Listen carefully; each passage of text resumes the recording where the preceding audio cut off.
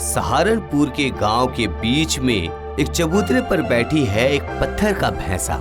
ऐसी मान्यता है कि जो भी उस भैंस के पीठ पर बैठ जाए उसे वो सारी चीजें मिल जाती है जो वो चाहता है। दोनों सींग पकड़कर मांगना होता है। हे जादुई बैल, जल्दी से मेरे मन की इच्छा पूरी कर दो।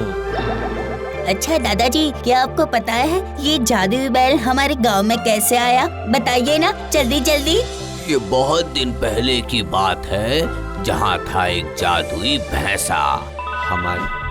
हमारे गांव में रामू नाम का एक भैंस पालने वाला आदमी रहता था, जो भैंसों का पालन करता था। उनको जंगल ले जाता था, उनका दूध निकालता था, दूध बेचकर उसका परिवार चलता था। एक दिन अचानक उस गांव में भैंसों के बीच में महामारी फैली, बहुत बड़ी बीमारी। हर लोगों ने देखा कि हर रोज एक ना एक भैंस मरते ही जा रही थी। कुछ समझ नहीं आ रहा था किसी को। हाय हाय हाय हाय, ऊपर वाले, मेरी भैंस मर गई। ये क्या कर दिया? सब बर्बाद हो गया। सब लोगों का भैंसा मर रहा है। मैं ऊपर वाले से प्रार्थना करता हूँ कि मेरा भैंसा बिल्कुल ठीक हो। हाँ, ठीक ही होगा। क्या रे रामू, इतनी देर से देख रहा हूँ, तू क्या सोच रहा है? मैं ये सोच रहा हूँ कि ये तो बस एक छोटी सी समस्या है। इस समस्या से बचने के लिए कोई ना कोई तो उपाय जरूर होगा। अरे तू ये कैसे समझेगा? ये तो हमारे साथ हुआ है, तू हमारा हाल नहीं समझेगा। चल चल, इस मरी हुई भैंस को यहाँ पे तो नहीं रख सकते ना। चल जंगल में जाके इसको दफना देते हैं। लेकिन कुछ दिनों बाद ही देखा गया, रामू के भैंसों के बीच में ये बीमारी फैल चुकी थी। रामू हर रोज सुबह देखता था कि उसकी भैंस हर जगह मरी पड़ी है। उसे कुछ समझ नहीं आ रहा था। धीरे धीरे ऐसी अवस्था आई कि उसके पास केवल 2 ही भैंस बची, बाकी सब मर चुके थे। अब हमारा घर का खर्चा कैसे चलेगा? लगता है हमें बिना खाए ही मरना पड़ेगा। देखो, तुम फिक्र मत करो, अभी भी हमारे पास 2 भैंसे हैं। हमें कैसे भी करके उनको बचाना होगा। अरे कैसे बचाओगे, जरा बताओ। ऐसे चुड़ैल के जादू के बारे में तुम्हें कुछ पता भी है? तो मैं कुछ भी नहीं जानता। कैसे भी करके मैं पूरी रात जागकर भैंसों के लिए पहरा दूंगा। इतनी रात हो चुकी है, फिर भी मेरी आंख नहीं लगी। ये कैसे हो सकता है? और अभी तो सब ठीक ही चल रहा है। ओह, अभी अचानक से मुझे नींद क्यों आने लगी?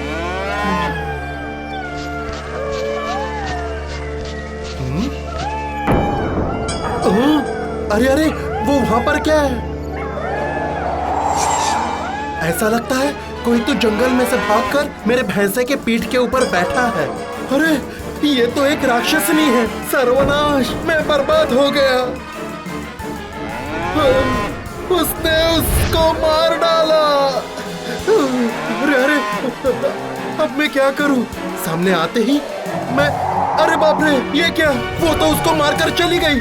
अब मुझे ये बात समझ में आ गई कि गांव के भैंसे एक के बाद मर कैसे जाते हैं। चाहे जो भी हो जाए, मुझे इस अकेले भैंसे को कुछ भी करके बचाना ही होगा।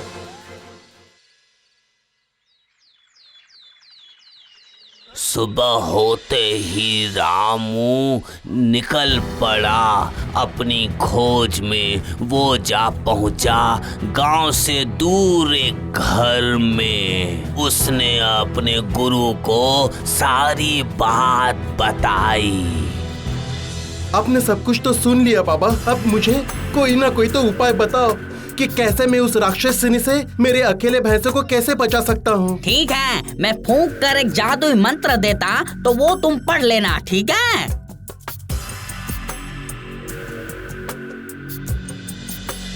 लेकिन ये पोटली कैसे काम करेगी बाबा? जैसे वो जादुई भैंस के ऊपर वो डायन आकर बैठेगी ना, तो दूर से ये पाउडर छिड़क देना, फिर देखना।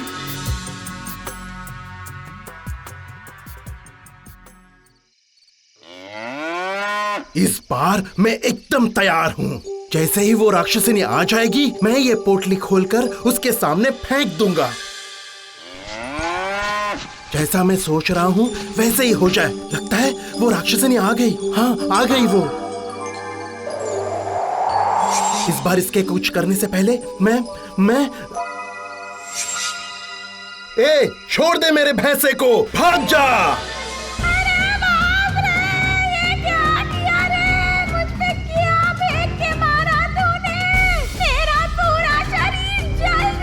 क्यों, मेरे भैंसे को खाने आई थी ना? अब बताओ कैसा लग रहा है? हाँ? अरे मुझे किसने इस तरह पकड़ के रखा है? मुझे छोड़ दे, कैसे भागूंगी मैं तुझे तब तक नहीं छोड़ूंगा जब तक तुम सारे भैंसे वापस नहीं कर देती। ठीक है, ले अभी देती हूँ। ये ले तेरे सारे भैंस, तू वापस ले ले। अब तो मुझे छोड़ दे। अरे बोल, पैसे, सोने, चांदी, तुझे क्या चाहिए मुझसे सब ले ले, पर मुझे छोड़ दे। ऐसा लगता है वो मुझे लालच दे रही है।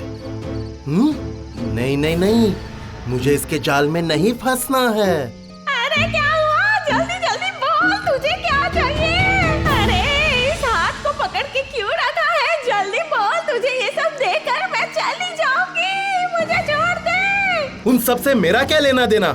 एक काम कर, तुम मुझे सारे भैंसे दे दे। इसका मतलब तू मेरी बात नहीं मानेगा ना? तो फिर सुन ले मेरी बात। इस बार तो मैं तुम सबसे हार चुकी हूँ, लेकिन अगली बार मैं एक जादुई भैंस बनकर सबकी इच्छा पूरी करूंगी।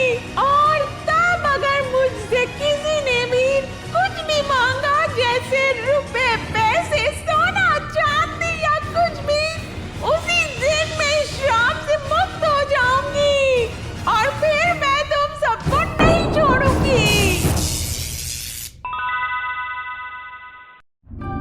उसके बाद और क्या, गांव के लोगों को बचाने के लिए रामू ने उस जादुई भैंसा को गांव के बीच में एक चबूतरे के ऊपर बैठा के रख दिया और गांव के सभी लोगों को बता दिया कि जादुई भैंसा के पास सब चीज मांग सकते हैं। पैसा, रुपए, हीरा, जवाहरात, सोना, सब कुछ। ये सब तुम नहीं मांग सकते।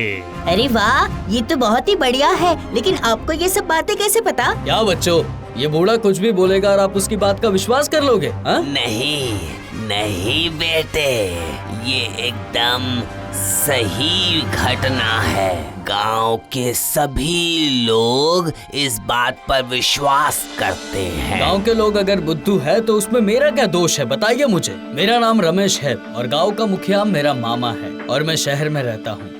आपकी ये सारी कहानी मैं मान ही नहीं सकता। ये कहानी गांव वाले मान लेंगे, मैं बिल्कुल भी नहीं। आज आप सबकी गलतफहमी में तुरंत दूर कर दूंगा और जादुई भैंस के मुंह से मैं पैसे निकाल कर ही रहूंगा। देख लेना दादाजी।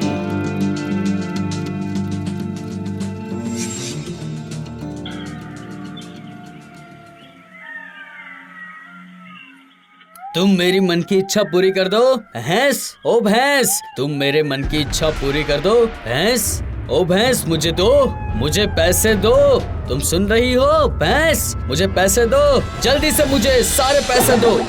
अरे अरे अरे ये क्या हो रहा है? धीरे धीरे इस भैंस के टुकड़े क्यों हो रहे हैं? क्या हो रहा है? मुझे कुछ समझ में नहीं आ रहा। कभी ना कभी कोई ना कोई लालची इंसान मुझसे कुछ ना कुछ जरूर मांगेगा। अब मैं श्राप से मुक्त हो जाऊंगी और अब मैं तुझे नहीं छोड़ूंगी।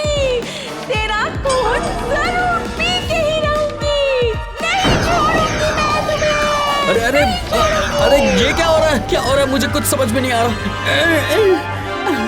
अरे अरे कितना अच्छा लगता है। कोई नहीं जीत सकता मुझसे, कोई भी नहीं, ये याद रखना।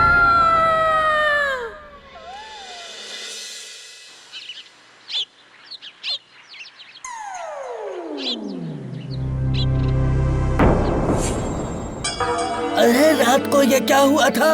हाँ?